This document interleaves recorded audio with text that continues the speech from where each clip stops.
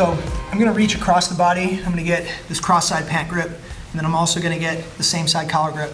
I would say this happens almost virtually at the same time. Pant grip probably comes a little bit sooner. So I go from here to here. As soon as I set these grips, I can feel that there's potential for the spiral style motion, but I don't just want to push him back and spin him like a top. That's part of the movement. Part of the movement is me pushing and spinning, but that's a lot of upper body work, okay? So what I want to do is I do want to do that, but as I push him back and spiral him, I'm also going to walk myself around toward the side control angle. So I go from here to here.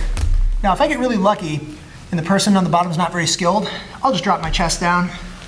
I'll bring my rear knee close to the hip, and I'll get in the side control. But if the person on the bottom is a little more skilled, they're gonna follow me, okay? So we go pant grip, collar grip, push back spiral, and then I move myself around. You see what he does? He follows me with his top knee, okay? It's a really common reaction. What I'm gonna do is give a spin here, so you can see the important leg work in a second.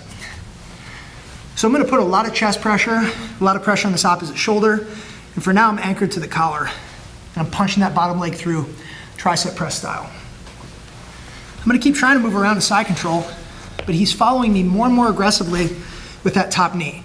At a certain point in time, I'll feel like he's followed me too far. I'll base on my foot, I'll raise my back knee, and I cut that knee in between his legs. I put it on the floor close to his hip. Very important detail here, you can see that my instep is over his foot and his instep. It's not lazy on the floor. That prevents leg lock counters and roll throughs later on, okay? So that's a really important detail.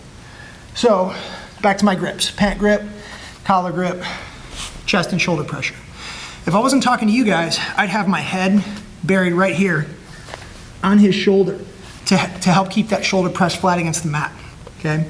Now, what I want to do from this position, once I've set my stapler, which is what this is I want to switch off from the collar to the sleeve.